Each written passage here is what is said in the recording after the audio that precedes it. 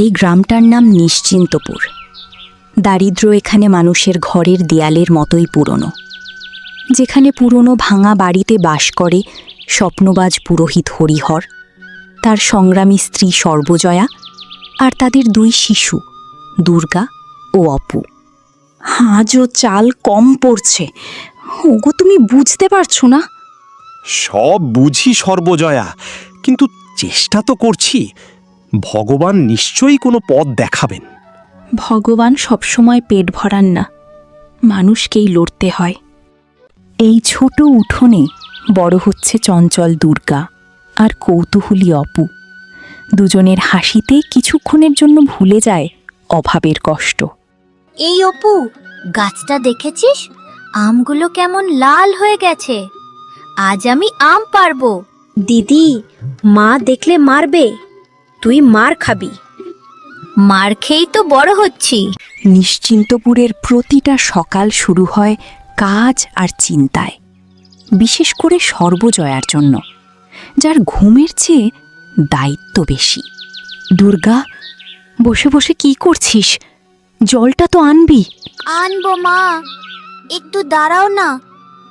একটু করতেই দিন চলে যায় মা। মা, আজ কি ভাত আছে? ভাত থাকবে না তো কি থাকবে? প্রশ্ন করিস কেন? কাল তো কম ছিল। থাক অপু, যা আছে তাই নিয়েই চলতে হয়। কাল তো কম ছিল। মা, আজ বাবা যাবে? যাবে, রোজই তো যায় কাজ খুঁজতে। আবার খালি হাতে ফিরবে? এসব কথা ছোটদের ভাবতে নেই। হরিহরের চোখে স্বপ্ন আছে, কিন্তু পকেটে নেই তার জোর। এই দ্বন্দ্বই তাকে প্রতিদিন ভাঙে। যদি একটা কাজ জুটত, আবার ওই খাতা লেখা ছাড়লে মনটা বাঁচে না। মন বাঁচালে পেট বাঁচে। সব কথার উত্তর আমার নেই সর্বজয়া।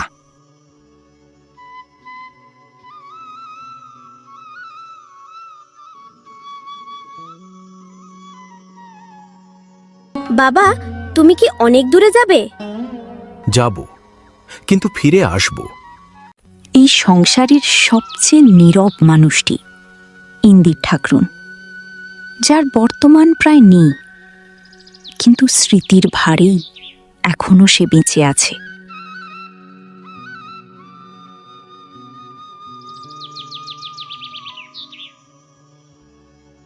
এই রোদটা আজ কেমন নরম না মা?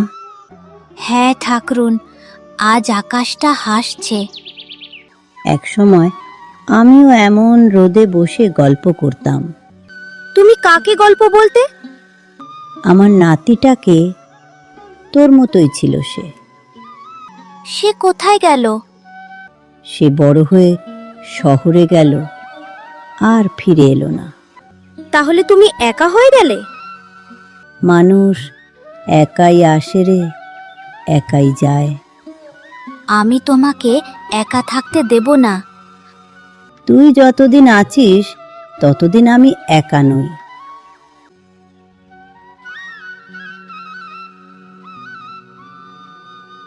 ঠাকরুন, রোদে বসে থেকো না বেশি। তাই তো এখন গা গরম করে মা। শরীর খারাপ করলে কে দেখবে? আমি জানি, আমি বেশি দিন নেই। এসব কথা বলো না ঠাকরুন। ক্রুন, তুমি কি ভয় পাও? না রে, শুধু ভুলে যেতে ভয় পাই। আমরা তোমাকে ভুলবো না। এই কথাটুকুই অনেক। দুর্গামা, যদি কখনো আমাকে না দেখিস। আমি দেখব, তুমি কোথাও যাবে না। ভগবান যা লেখে তাই হয়। এই ছোট সংসারে কেউ বিশ্রাম পায় না, শুধু একে অপরের মুখের দিকে তাকিয়ে চলতে শেখে। দুর্গা, বাইরে যাস না। যাচ্ছি না মা। আমি দিদির সঙ্গে থাকবো। আমি গেলাম। তাড়াতাড়ি ফিরো। চেষ্টা করব।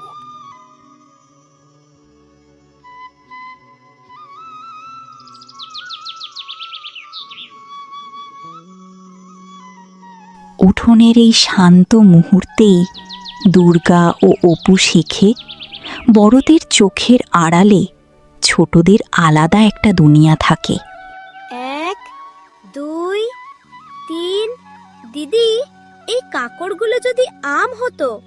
তাহলে তো আমরা খুব ধনী হতাম। ধনী মানে? যার কাছে যত খুশি আম থাকে। তাহলে আমরা গরিব? মা বলে, গরিব হলেও লজ্জা নেই। আমি লজ্জা পাই না। আমিও না। অপু, চুপচাপ বসে খেলিস। আচ্ছা মা। দিদি, মা দেখছে না তো? না, এখন চাল ঝাড়ছে। ওই গাছটা কি? আম গাছ। ওটা কিন্তু খুব মিষ্টি আম দেয়। আমরা কি শুধু দেখতে পারি? দেখতে। এই উঠোনেই ইন্দির ঠাকরুন ধীরে ধীরে নিজের বিদায়ের প্রস্তুতি নিচ্ছেন, অথচ কেউ তা বুঝতে চাইছে না। এই গ্রামটাকে বাইরে থেকে দেখলে খুব সাধারণ মনে হয়।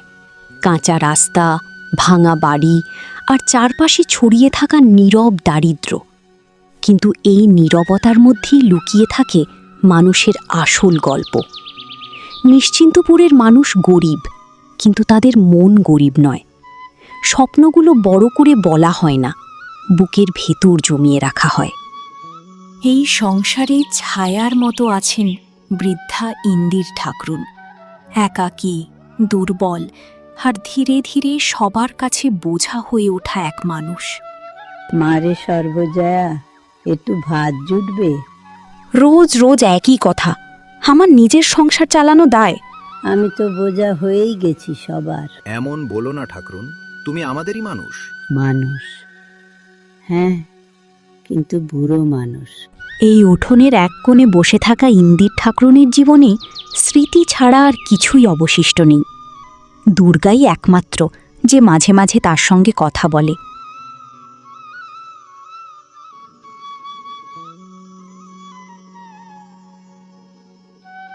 ঠাকুরন, তুমি এখানে একা বসে আছো কেন? একা তো আমি অনেক দিন ধরেই মা, এখন শুধু শরীরটাই আছে। তুমি কি আগে এমন ছিলে? না রে, এক সময় আমারও ঘর ছিল, মানুষ ছিল। তাহলে তারা কোথায় গেল? সবাই আগে চলে যায়, বুড়োরা পরে। আমি থাকবো ঠাকুরন। থাকিস মা, যতদিন পারিস। সন্ধ্যার নীরবতায় ছোট্ট অপু আর বৃদ্ধা ইন্দির ঠাকুরুনের মধ্যে তৈরি হয় এক অদ্ভুত বন্ধন, ভয় আর গল্পের বন্ধন। ঠাকুরুন, তুমি কি ভূত দেখেছো কখনো? ভূত তো মানুষই হয় বাবা। তুমি ভয় পাও না? ভয় পাওয়ার লোক থাকলে ভয় লাগে। আমার তো কেউ নেই। আমি আছি। তুই ভালো ছেলে হবি। তুমি গল্প বলবে? বলবো, কিন্তু চোখটা একটু বন্ধ করতে দে।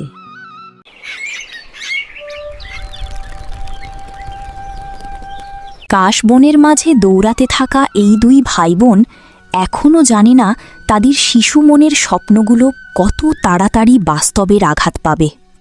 দিদি দেখ, আকাশটা কত বড়। আমরাও একদিন আকাশ ছোবো অপু। আমরা কি গ্রাম ছেড়ে যাব? যাব অনেক দূরে, সেখানে ট্রেন চলে। অভাবের তাড়নায় হরিহর আজ ঘর ছাড়ছে, পেছনে রেখে যাচ্ছে চিন্তায় ভরা সর্বজয়া আর বাবার হাত না ছাড়তে চাওয়ার আকুতি নিয়ে অপুকে। তুমি গেলে সব দায় আমার। আমি ফিরব, কাজ পেলে সব বদলাবে। বাবা, আমাকেও নিয়ে যেও। তুমি বড় হও। দূরে ছুটে চলা ট্রেনের শব্দে অপুর চোখে জন্ম নেয় বিস্ময়, আর দুর্গার মনে জন্ম নেয় গ্রামের বাইরে এক অচেনা জীবনের স্বপ্ন। ট্রেন, চল দেখি। দিদি, শব্দটা কি? ওটা কোথায় যায়? যেখানে স্বপ্ন থাকে।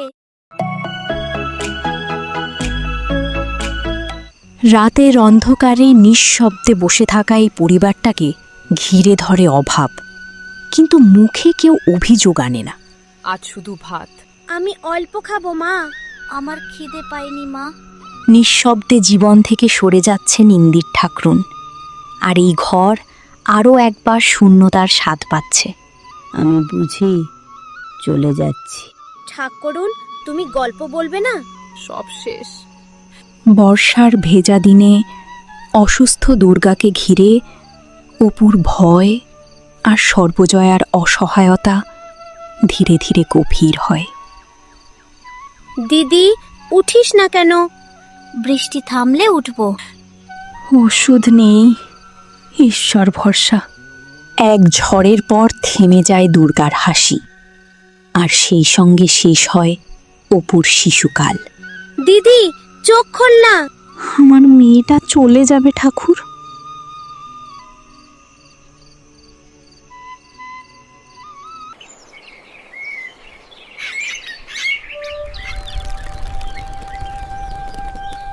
অনেক আশা নিয়ে ঘরে ফেরা হরিহর আজ এমন এক শূন্যতার মুখোমুখি হয় যার জন্য সে প্রস্তুত ছিল না। আমি ফিরে এসেছি সর্বজয়া। দুর্গা আর নেই, তুমি দেরি করলে। দুর্গাহীন এই বাড়ি এখন অপু আর সর্বজয়ার কাছে কেবল স্মৃতির ভারে ভরা এক নীরব জায়গা। কোথায় মা? সে তারাদের সঙ্গে তারার দেশে। হারানোর কষ্ট বুকে নিয়েই হরিহর আর সর্বজয়া ঠিক করে এই গ্রাম ছেড়ে নতুন পথ ধরবে তারা। এখানে আর থাকা যায় না, চলো। নিশ্চিন্তপুর আজ নীরব দর্শক, যখন এক ভাঙা পরিবার শেষবারের মতো তাকে ছেড়ে চলে যায়। আমরা আবার ফিরবো? হয়তো, অথবা নতুন জীবন পাবো।